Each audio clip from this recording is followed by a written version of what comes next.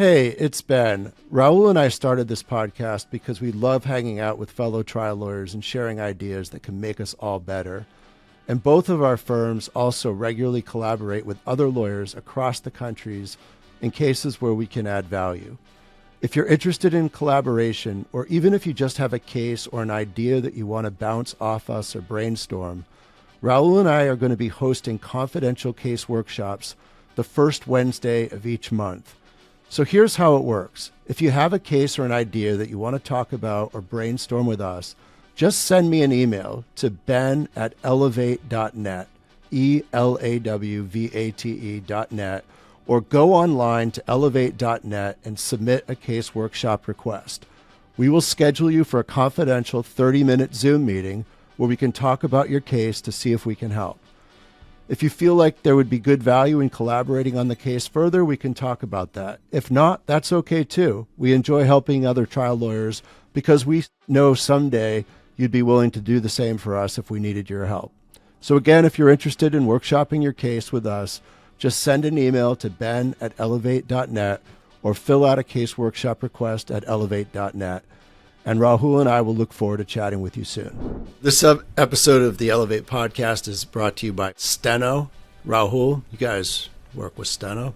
Steno is the best in court reporting services, not just in court reporting services, but even some of their technology tools. We're talking about AI a little bit on this podcast, and their transcript genius, where they can summarize and take interrogatories based on deposition transcripts, is so useful. If you haven't tried it, definitely try it. We're brought to you by Hype Legal. Hype Legal does digital marketing, web development for trial firms.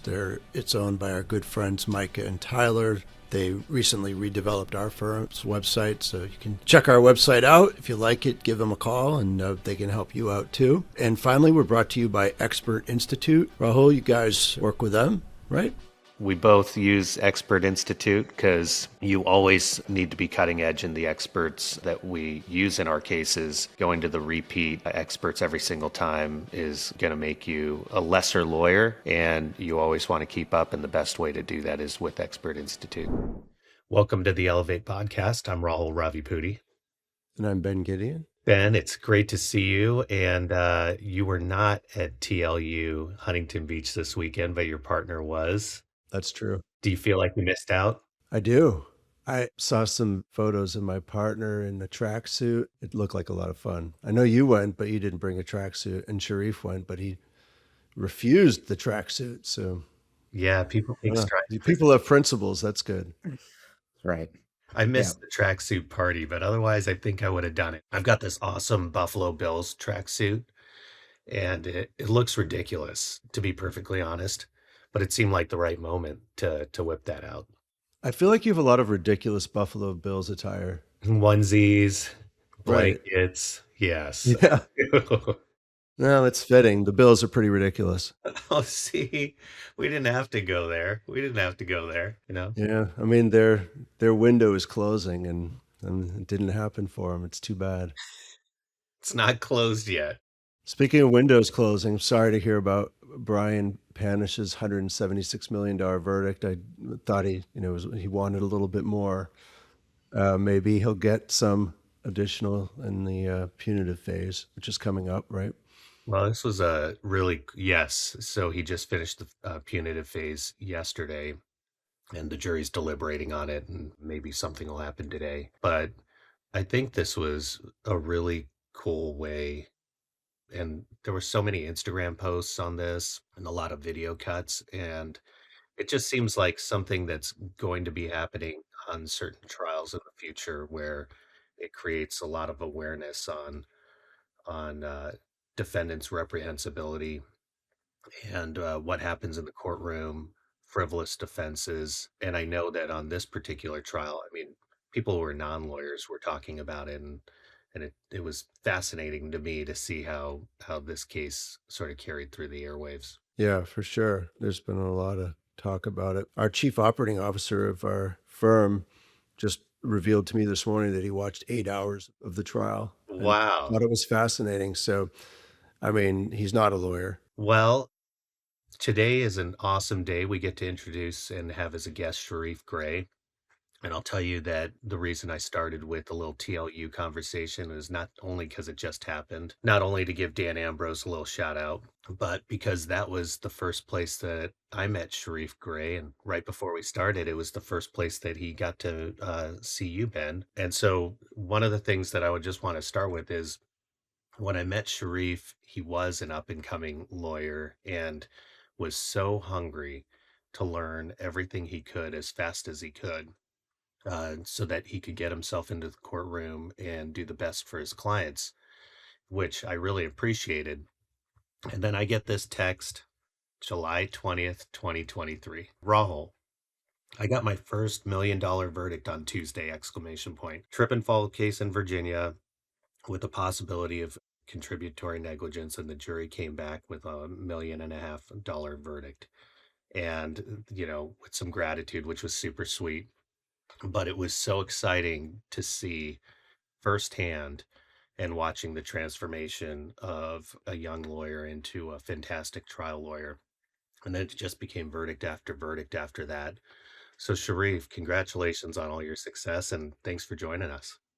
Well, thank you both for having me. It's been pretty incredible to look back to, I guess, 4 years ago is when I first became a personal injury lawyer. And shortly after, what was it? I guess it was sometime in the fall of 2022 is when I went out to TLU and I benefited from a scholarship from Sean Claggett and I got to watch both of you guys. And so to go from there to here and to have the team that we have now at our firm and to be able to get seven-figure verdict, eight-figure verdict, and numerous settlements in between. It's really eye-opening and humbling, and certainly makes me hungry to want to learn even more.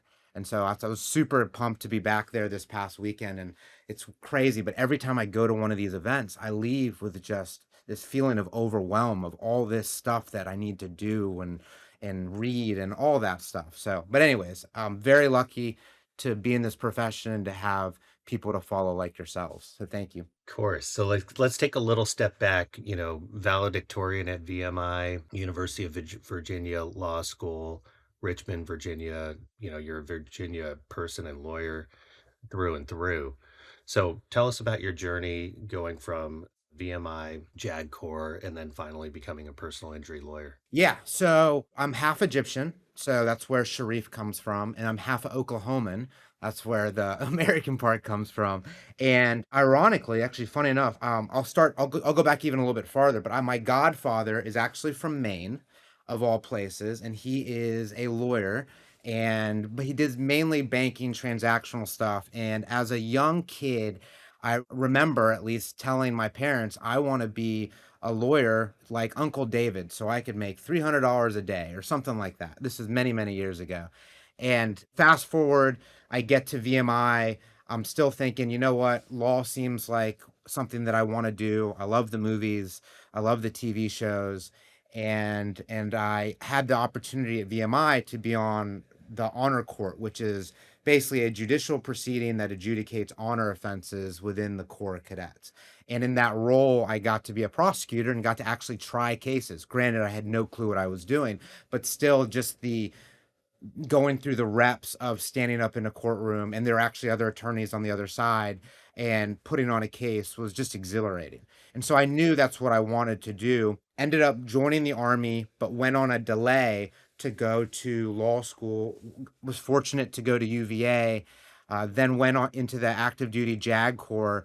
And I spent time at Fort Stewart, Georgia, Fort Bragg, North Carolina, and then I deployed to Egypt twice. Once for just a command advisor position, and then wants to actually do a criminal defense trial.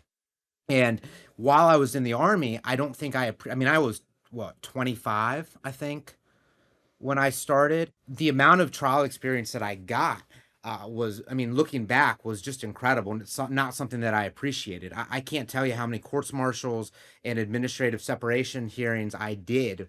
And coming out of the Army, I came to learn, like, wait, like, people don't just go try cases. Like the norm that I was used to in the military was completely was somewhat of an anomaly. And so I really benefited from getting that kind of on my feet experience in the Army. I left the military because I knew I wanted to be a trial lawyer. I still didn't really have a good sense of what personal injury trial work was. I knew at UVA that there was something there were these billboards and there was this thing called torts, but apart from that, I had no clue. It was you go to big law, and then some people go to DOJ and do some public service stuff. But I went and I clerked for a couple federal judges, a district judge and a circuit judge, and then I got recruited and went off to big law, and I did not last long. I mean, we're talking like 3 months. It was both an eye-opening and terrifying experience because I thought, you know what, this is it. They want to pay me all this money and they see my background and I'm going to come in and hopefully get to add value.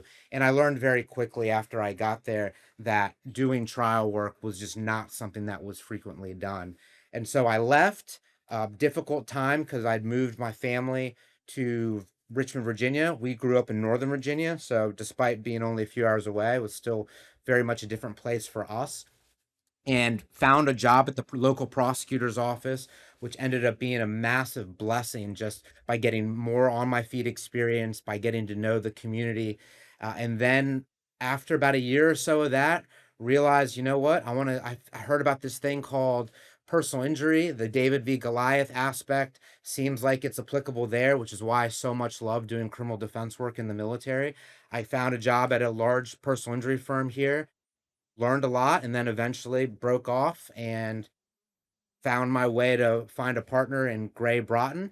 And we've since teamed up the last few years, and it's been wildly successful and a lot of fun. And the funny thing was when he made me his partner, I mean, his name is Gray Broughton. So the joke is that he just decided to make the firm now his full name, Gray Broughton. And but we were the Broughton firm. Now we're Gray Broughton. But we'll have 7 lawyers by September. Of our 7 lawyers, 6 of them are former prosecutors. Of our 7 lawyers, 5 of them are former military JAG officers. So we very much have a certain kind of mindset and ethos. We are trying our best to be a trial first firm, which is just not common, at least in our area of the country. And we've had some great results, both in court and out of court, I think, because of that and because of really just the incredible people that we have on our team. Great story.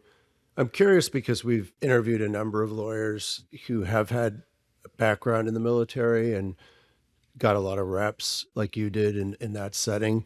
What areas do you see where there's a lot of parallels, and what did you have to learn that was different when you got into civil trial work compared to the military experience? So there's a ton of parallels. I mean, so in the military, right? I mean, a courtroom's a courtroom, a trial's a trial. So the experience of getting up on your feet, making arguments, that's directly something that translates. And I always tell that as a young lawyer, right, you at least need some time to at least be comfortable developing your sea legs, right? Like to actually get on your feet in a courtroom in front of a jury. That in and of itself just takes some time.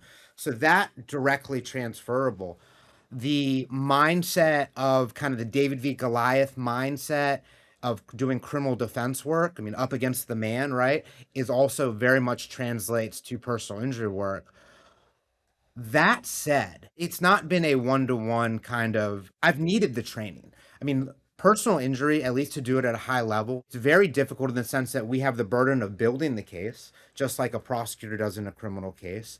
We also have to recognize that we're also at the very much the disadvantage, just like maybe a criminal defense lawyer is, in the sense that when we walk into a courtroom, I think it's fair and it's right for us to assume or to presume that we're already starting off maybe a little bit behind because of just the propaganda and the stigma when it comes to personal injury.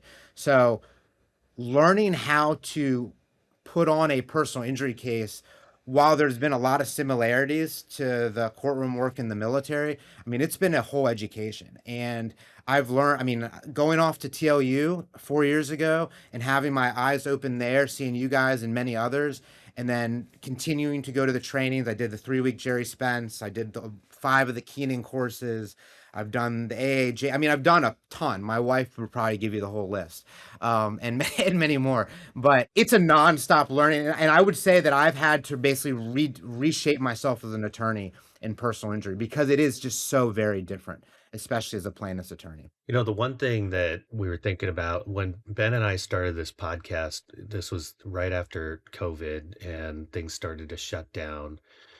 And part of the goal was to create an opportunity to spread the wealth of knowledge on what people all across the country are doing, what trial skills and pointers they could give to everybody to really steepen the learning curve for newer lawyers and for any lawyer to maybe become better. I became better because of this podcast, but you're kind of like, you know, patient zero in that sense of starting in 2022 and then developing good habits from learning from different lawyers at these different CLEs. So just out of curiosity and, not a plug to any particular organization, but what are some of the things that you've learned and good habits that you've learned that have translated in the courtroom from learning in the way that you have with the exposure that you've had? I think the best way for me to answer that is, I mean, there's been a million things that I've learned.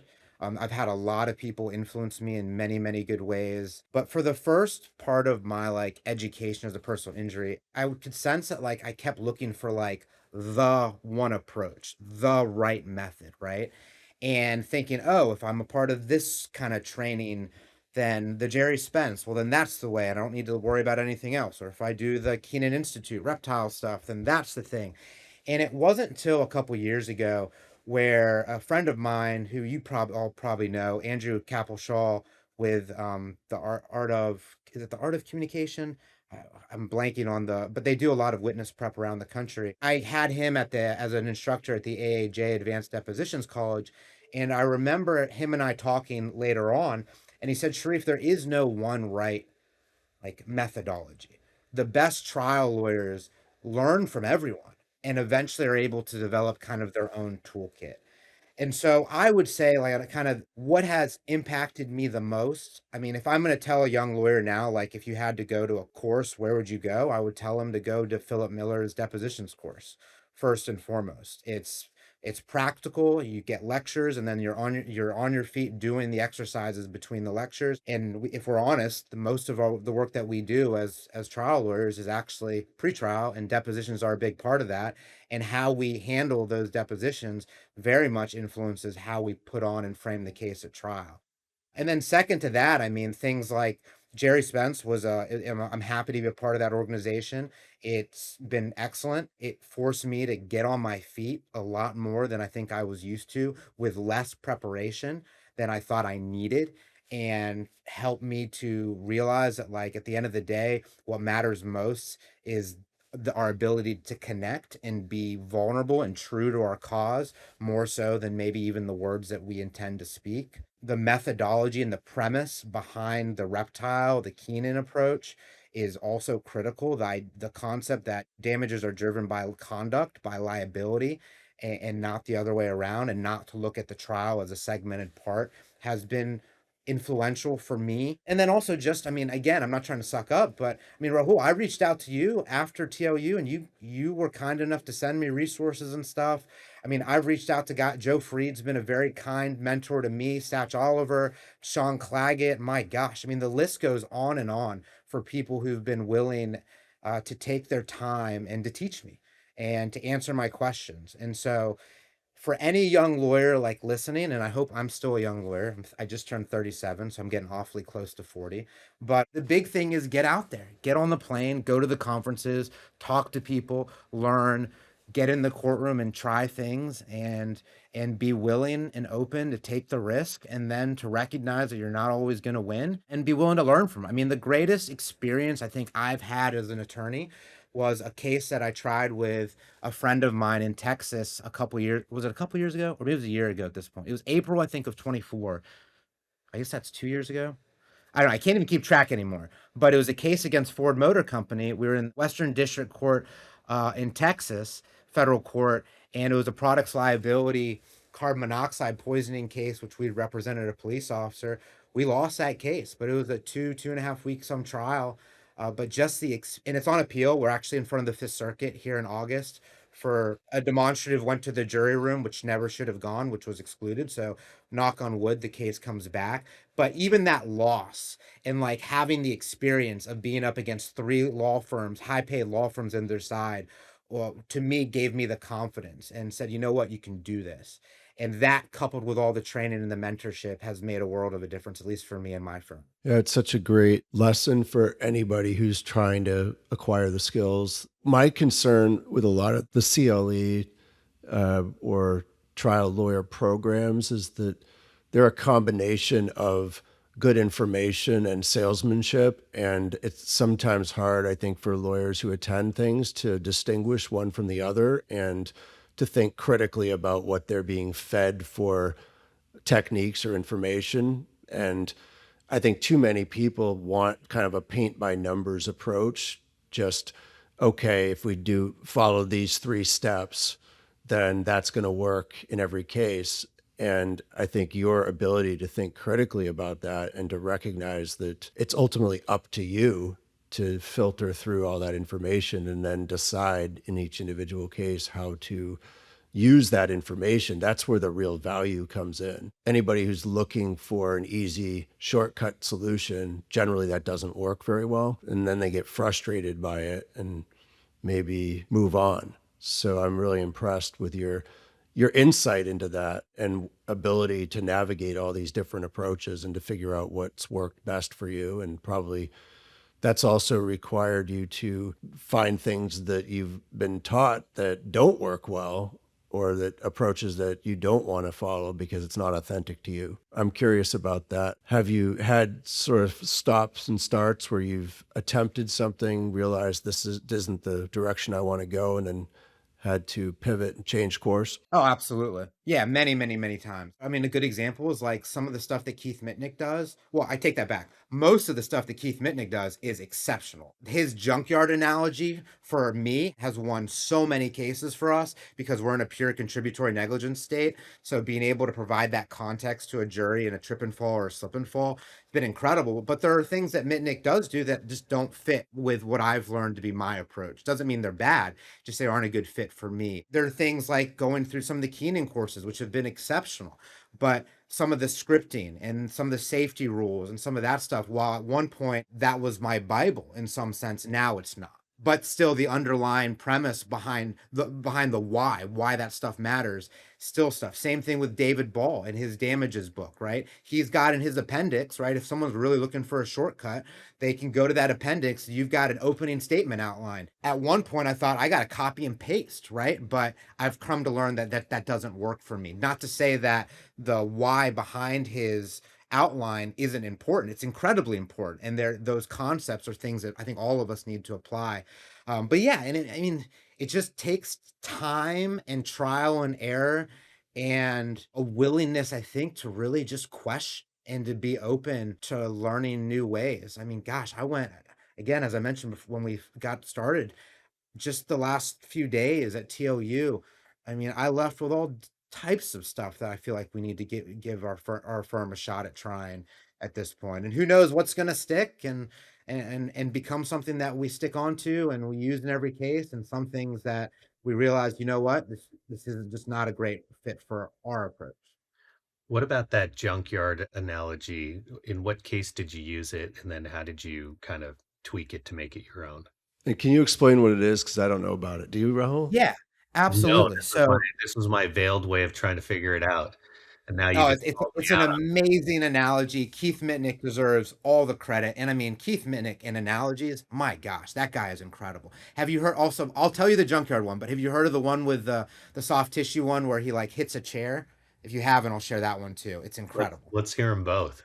Let's hear them. So the junkyard one, it's the point of it is to provide context. So in a state where, especially a state like Virginia, where we're one of 4 states or one of 5 jurisdictions in the country that's pure contrib, meaning 1% fault attributed to the plaintiff, there's a 0 recovery. And so for that reason, we don't really see trip and fall or slip and fall cases tried very much or taken very seriously, at least by the plaintiff's bar, because there's such a risk. And so for good reason, those cases just don't get really worked up. Keith Mitnick's analogy is he basically puts it in context. if you, for example, are walking, let's take a case that me and a colleague had, or we'll take the 1.5 million one, the first 7-figure verdict we got. That was a lady walking into a store, a retail store, I believe it was a Party City, walking like a normal person, right? Just walking through the door, ended up tripping on a mat. What the defense wants to say is, well, why wasn't she looking at her feet? And so it's our job to take a step back and say, well, hey, let's look at the context of this.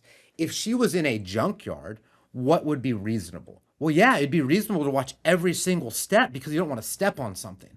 Walking into the front of the store, should a reasonable person do? Are they looking, and like we literally have it where like during trial we show them, are we walking looking at our feet? No. Why doesn't the reasonable person do that? It's because you're going to run into somebody, right? The reasonable person has the expectation that the entrance of a store is safe, unlike that expectation in a junkyard. And so I've used that so many times, and what I'll do is I'll actually grab a photo. Actually, I was at Keith Mitnick's conference, The Art of Outsmarting, maybe a month ago in Orlando, and I remember getting a chance to talk to him, and I think I showed him the photo we used, but I found this like really ratchet like picture of a junkyard. And so we'll put it up in front of the jury, and we'll be like, this was a store. This wasn't a junkyard, right? And so then the next step is to weaponize what the defense's argument against them, right? I mean, they're asking you to believe this, and then ultimately, why are they asking you to believe that? It's because they're not really willing to take full responsibility or accountability, and instead they're coming up with these excuses. And so, anyways, it's an incredible analogy. The soft tissue one is also amazing. And basically, it's when there's minimal property damage. So the cases, and I think some of the hardest cases for anyone to try, and I have lost more than I've won, are the cases in which a car wreck case, minimal property damage, and maybe a soft tissue injury, not something that you can really see. And the criticism for those cases is, well, I mean, if the jury can't see the damage, how could the person be damaged? And there's a million ways to ultimately phrase this. I mean, one way is to use, and I've done this before, is you take like a football helmet and you say, hey, let's look at this football helmet. People are having concussions left and right, but do you see any marks on the football helmet? No. But what Keith Mitnick's analogy is he takes a chair, like one of those rolling chairs, puts it in front of the jury, and then runs up and punches the back of the chair, and then turns the chair to the jury and says, where's the damage? Right? Like, you don't see the damage. But meanwhile, I think everyone would recognize that an unexpected blow to the back, right, while sitting in that chair would really hurt somebody. So those are just two of Mitnick's many amazing analogies. Love it. I love it. I really do like that junkyard analogy. That's pretty great. Then what, and maybe possibly depending on how bad the conditions were at that department store, it's like they're actually the junkyard and they want to tell you they're a well-run machine. It's like, talk about Sure. actually being unreasonable here. And that's such an important point, right? Because I think our number one job when we walk into a courtroom, kind of like we talked about earlier, is to recognize that the presumption is most likely that we're in this courtroom because we, the plaintiff's attorney, are being greedy. We're being unreasonable. We are unwilling to take the settlement. So whatever we can do implicitly to shift that perception and that we're here because of them, not us, and what you just said is a perfect way to do that, right? It reminds me like how much fun this work is. I mean, we're in trial next week, and me and my colleagues were chatting. We're like, man, like we're so busy with everything else, but we got to find time to do this, because not only do we have to be prepared, but like this is the fun stuff. Like this is what we like doing. Sitting at the hotel, going back and forth about what slide we should use in opening and what we should do in voir dire and all that stuff. So I feel very lucky that we get to do this type of work because it's just so fascinating. You get to help people and you get to use your creativity. Take your playbook to the next level by joining a legal network of all-stars at psrplaybook.com. psrplaybook.com is a free digital legal library created exclusively for plaintiff lawyers by the nationally recognized personal injury law firm of Panish Shea Ravipudi LLP, and features video content showcasing the tactics, strategies, and concepts implemented by some of the industry's most successful trial attorneys. psrplaybook.com promotes learning, shared knowledge, collaboration, and best practices. Get in the game and see for yourself by joining our national network of plaintiff lawyers. Subscribe now at psrplaybook.com and learn from the best.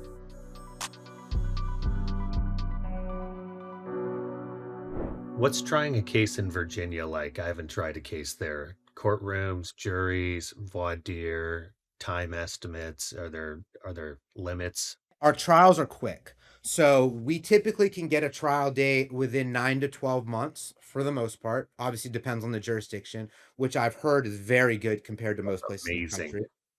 Yes. Our trials are relatively short compared to what you all are used to in California and some of the other states around the country. It's uncommon to get a setting for more than 2 or 3 days. In fact, if you're trying to get a setting for on a car wreck case for sometimes more than a day, the judges will push back. I mean, for the most part, I mean, we're at least at our firm, I say that the minimum days we should be asking for are 2 days. In terms of voir When dire, you our say 2 law. days, you mean so you show up on a Monday and you're done on Tuesday? Correct. Mhm. Wow. Yeah. I mean, for a smaller, simpler case, that's going to be our minimum, at least in our firm, that we're going to ask for. But for example, the 20 million we had back in February, that was a 5-day trial. The 1.5 that I texted you about a couple years ago, we started that trial at 10 a.m. and we're done by 5. So, which is insane, right? But so How many there's, witnesses did you put on in that? I think between both sides, we had like 10 or 12, which is kind of insane. So it was very quick. That was an anomaly. But again, one of the things I've learned, Joe Freed's been big on this, is speed trial. And that's not move it faster, that's cut for clarity, right? One of the big things that I have a crusade now with in Virginia is voir dire. Our voir dire, as written in our code section, is very broad. It actually even has language that says the counsel has the right to ask certain questions related to a handful of different elements. In practice, though, voir dire is incredibly limited. I believe it's because judges, they're used to a certain level of voir dire. They're used to who's been in a car accident before, raise your hand. Who's relative, this, and that, right? Raise your hand. And so when they start seeing what we do, and which I really have learned from people like you guys, is to ask the open-ended questions, to invite, to set the conditions to have a conversation, to get meaningful answers, right? Substantive answers. Judges, I find, get wary of that because I feel like they think that you're trying to persuade, or they're just doing something where they're starting to feel a sense of loss of control. And so what we've done to kind of battle that is we actually have a motion that was once a bench brief. It is now, I've converted it to a motion. It was a bench brief on the law of voir dire in Virginia. I've learned that judges don't read bench briefs. We changed it to a motion.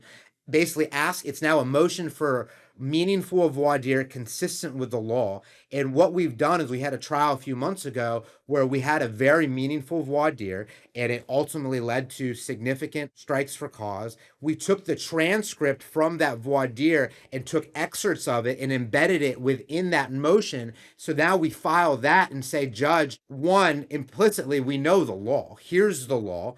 2, here is what we are permitted by law to do. And 3, this is why it's effective and why this is not some trick. In fact, here's the transcript of what we're going to do. It's been very helpful because it's allowed us to get in front of the issue versus what I find one of the scariest times in trial as a lawyer, especially as a lawyer without gray hair, is you're up there and the judge is like, what are you doing? Move on. And you're at the very first part of the trial and the jury's looking at the judge like, oh, that's the guy who's going to get us our Jimmy Johns for lunch. He does no wrong. And they're looking at the lawyer, especially the young lawyer in the middle of the courtroom, and they're like, he's screwing up already because the judge is ticked off at him. So we file that now ahead of time so we can have that conversation with the judge. And the hope is that at least when I'm up there asking questions, I'm now not necessarily worried about getting stopped or how things will be perceived by the judge because we've already had that. Now, in the verdict we had in February, the $20 million verdict, the defense objected to we had to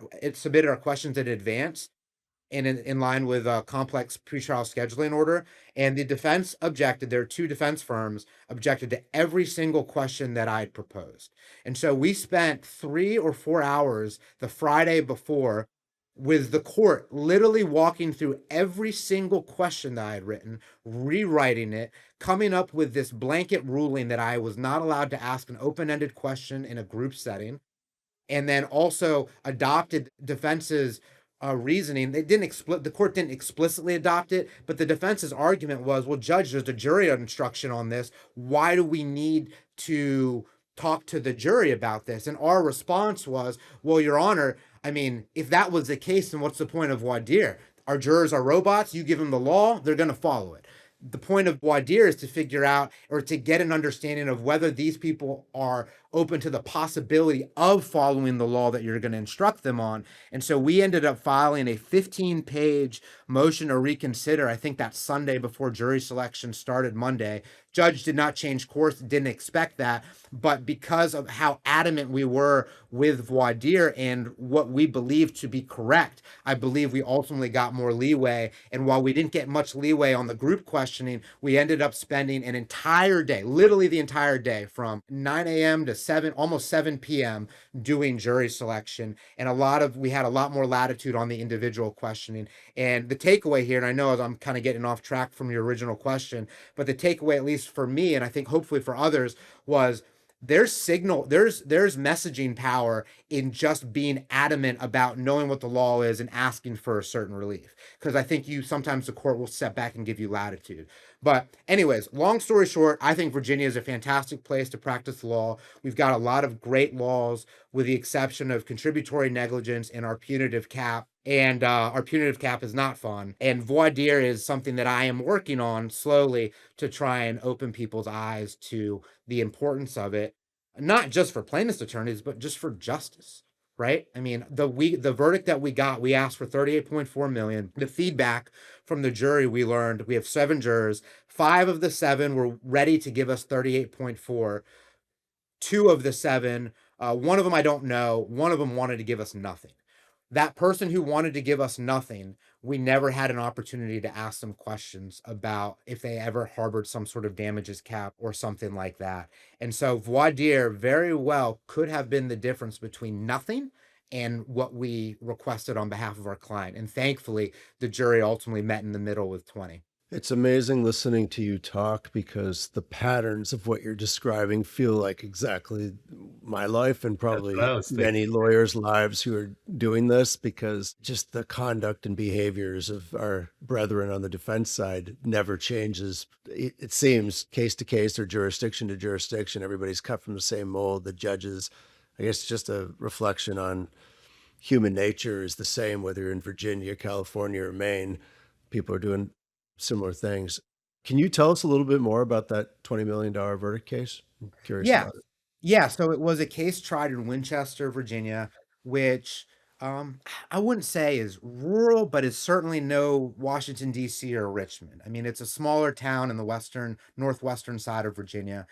And it was a case in which my partner, Gray, took on. We were, I believe, the 4th law firm to review the case, and the only one, of course, to actually accept and work the case up. It was a young man, 13 years old. He was at a psychiatric residential facility called Grafton in the Winchester, Virginia area. It was a few days before Christmas, a few years ago, and a caregiver is in the dormitory, and then there's some sort of verbal exchange, and ultimately she pushes our child to the ground and then grabs him by the shirt, and then you can see on video, drags him across the dormitory floor while the shirt is wrapped around his neck, and then ultimately kicks him outside the door, leaves him in a hallway alone for about 45 seconds. And the background, which makes this egregious, is that this is a facility that exists for, the most vulnerable in our society. Children with just horrific trauma who need care, the most care one could ever need. And so our client, he had been abused in ways that you cannot even imagine, starting at the age of 3. And so this institution accepted him, of course, knowing his background. And so the case was, and it's hard to put it in one sentence, but ultimately the incident, at least, was the pulling of this child by the neck. The injury, the physical injury, was bruising on his arm and some scrapes. And the medical treatment was a packet of Neosporin. And that was it. And so for the longest time, I think at our firm, we looked at the case and we were like, okay, we got liability, even though for some reason the caregiver was found not guilty at the criminal trial, even though it was on video. We've got liability, but like, what are we thinking damages? Like, is there something here? And it wasn't until we put it in front of a focus group and we one evening where we focus grouped 3 different cases. And of the 3, 2 of them were good orthopedic injury type cases, got kind of okay results. But what stood out was that there was one mock juror in the focus group who was being a little bit, I think, unreasonable on one of those orthopedic cases, fairly conservative in how he was attributing fault. And when we got to this case, the Clark case, the case that the abuse case, my colleague played the video and provided a few facts and asked what was the amount that the focus group was willing to come to. And that same juror who'd been otherwise conservative and frankly just kind of, we thought, unreasonable, said, well, what is the plaintiff asking for? And my colleague Zach said $8 million. And then that guy said, well, then give him that. And so from that point on, my partner Gray, who's our managing partner, said, you know what, like, we're doubling down on this. We're going to put everything we got. And we realized that the traditional framework just doesn't work for how you evaluate a PI case. And so our damages model had nothing to do with the bruising and the scrapes, but had everything to do with the emotional damages, the loss of trust, the betrayal of trust, the loss of hope, the loss of dignity. And those were ultimately the human values, the universal human values that had real value that we believe that the jury could ultimately relate to. And now I'm sure when I say this, you guys will probably nod your head thinking you see this all over the country, but we don't get a verdict like that unless the defense helps us out. And so why do I say that? Defense challenged everything. They said that he was contributorily negligent, that he in some degree caused this. And one of the benefits of contributory negligence, at least in Virginia, is because all they need, right, is the 1%. It is so tempting. And so the defense will salivate, right, over trying to get that 1%. And in doing so, will lose credibility in the process more times than not. And so they made that argument. The other argument they made was that caregiver wasn't in the scope of duty, right? They were saying like, yeah, despite her being in the classroom, getting paid, all that stuff, she was outside the scope. And then the last thing, which they never said, but we had to bring to the surface, was they said that, well, I mean, this kid had a traumatic life. There's no way that this one singular incident really did that much. I mean, from a diagnosis perspective, we can't come up with anything. And in fact, my partner and my colleague, Zach, they hired an expert, dropped, I think, 20 grand. And that expert came to a conclusion that said, I can't like differentiate. And so we had no experts because we couldn't even find our own and differentiate our client before and after.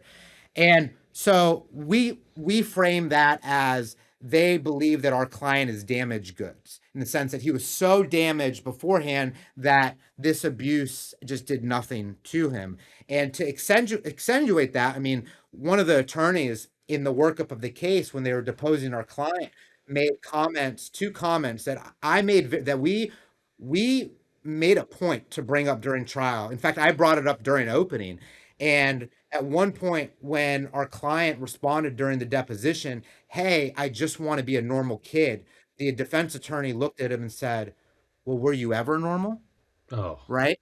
And then, but even worse, the next thing that the lady said during the deposition was, she's like, well, you have a history of self-harm. So you're saying it doesn't bother you when you harm yourself, but it bothers you when someone else strangles you. Right. And so we were not willing to let the defense be able to hide from that. So we brought that up. And then also, I mean, at the end of the day, the institution that we were up against just never took real responsibility. They had data that suggested that they presented that suggested that after the fact, that our client actually improved. They even had this fancy graph showing that behavioral incidents were all off the chart, and then this incident happened, and then after the fact, they had less behavioral incidents. What that graph didn't show was that for the first time in his history at that institution, he had to be physically restrained 6 weeks after the incident. The staff at Grafton, they never actually reported the incident. The first time any person other than the caregivers knew about that incident was when our client went to the nurse that evening, and the nurse asked him what happened. They had 14 witnesses testify, including 2 expert witnesses. We had 4 lay witnesses, and that was it. Of their 14 witnesses, they probably had 4 or 5 different therapists testify that they met with our client and that they hadn't really noticed a difference. And we came to learn that not one of them had ever actually asked our client after the incident how it affected him. And the excuse for not having asked him that they made was, well, there was an ongoing investigation. We actually learned during the trial, we found a letter that the defense wanted to put in, and credit to our team for this, but the letter was complete hearsay. But the letter, we looked at it in 10 seconds and we're like, this letter definitively says the investigation stopped in January, a month or two after, or a month or two before, excuse me, all these therapists started talking to our client. And we said, you know what, let it in. And we were able on cross to say, well, you're saying the investigation basically stopped the beginning of January. And so we were able to argue to the jury that the excuse for this ongoing investigation as to why they never talked to our client about this incident is nonsense, because the investigation stopped a month prior to them ever meeting with him. So the conspiracy in many respects was real, right? I mean, there was 2 sets of video footage. The video footage that you could see of our client being dragged by the neck across the dormitory floor was preserved. The video footage of our client in the hallway attempting to harm himself was not preserved. It was deleted. I mean, it was as simple as me being on cross. I took a USB drive and I handed it to the corporate representative and said, do you have things like this? Right? And I don't remember my exact words, but basically to make the point that this institution made the decision that despite everything that had happened, the investigations, the criminal proceedings, that this portion where this child was attempting to harm himself seconds after he was abused by a caregiver wasn't relevant. And so coming full circle, I'm proud, of course, our team working the case up, walking into trial, spending the 5 days trying the case, running the focus group, and then also like being willing to recognize that just because your case doesn't have the catastrophic physical injury doesn't mean that it isn't worth something. And when we said it was worth 38.4 million, when I looked at the jury and said it was worth that much, there was no hesitation by the jury. And so really happy that we were able to do it, obviously for our client, for our team, and also hopefully to show others, especially in our state, that you can go into courtrooms like this. And if you go in and you have the knowledge coming full circle to what you learn at places like TLU from people like yourselves, you can get real justice for people. It's awesome. One of the things that really hits home and is so important that you've touched on, Sharif, is really understanding your client and your client's harms and losses. And that comes from, giving a shot at actually spending time with your client, first of all, but then these focus groups and just trying to see how people are impacted by what they've seen.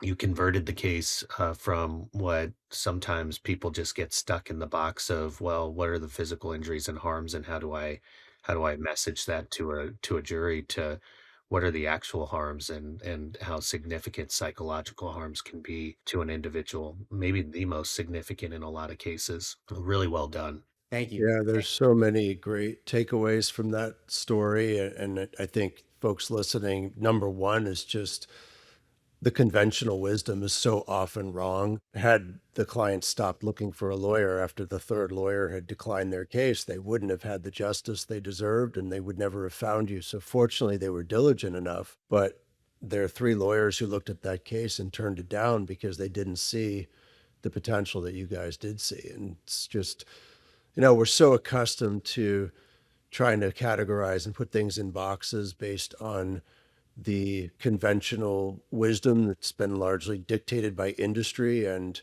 institutions, and honestly, fellow trial lawyers that are lazy and don't think critically through these issues, right? Because when you describe it the way you did, why wouldn't human dignity? Why wouldn't your ability to trust a care provider, or the idea that someone that you're putting your trust in, when you've lived a lifetime of abuse and they're now abusing and betraying that trust and doing this to you, why wouldn't that be worth a huge amount of money in the way our system values things?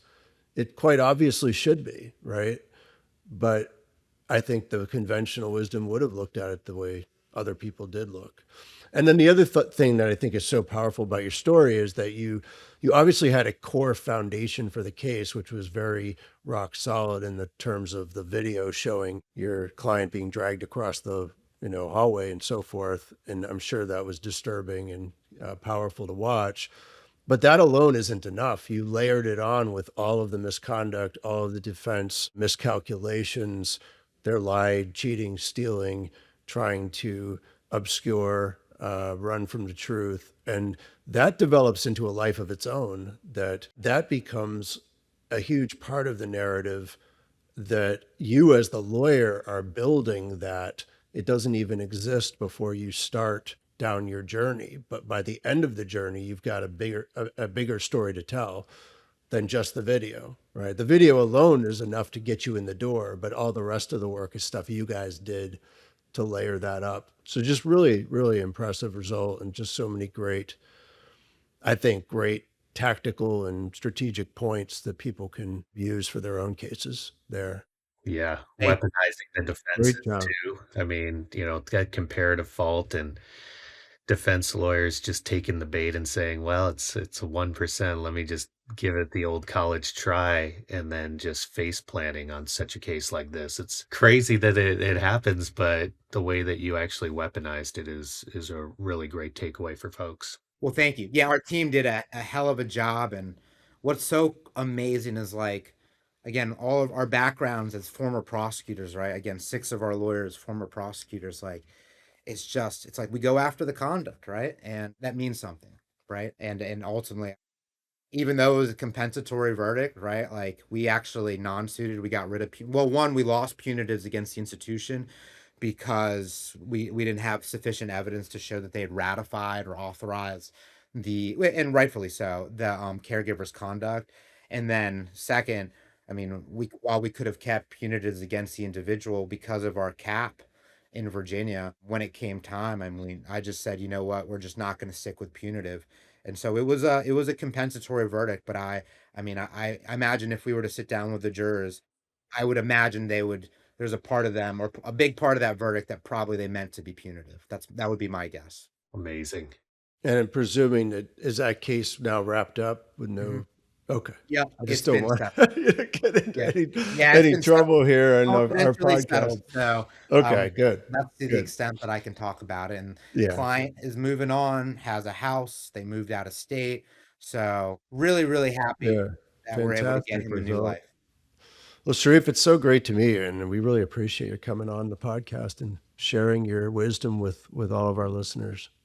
Yeah. No, thank you for having me. I mean, I've listened to you guys for years now. You've been a big part of my education and will continue to be. And so, and I hope that by me being on here, and all the other young lawyers who listen, hopefully they recognize that I'm not terribly different from them, right? I mean, I've been a PI lawyer for 4 years now. And the only reason I think we've had the outward success that we've had from a result standpoint is because of the education, to include this podcast, and because of the willingness to just get out there and be willing to take risk and try cases. And so you guys are doing something really, really cool by bringing people on and being open to sharing what works with people all around the country.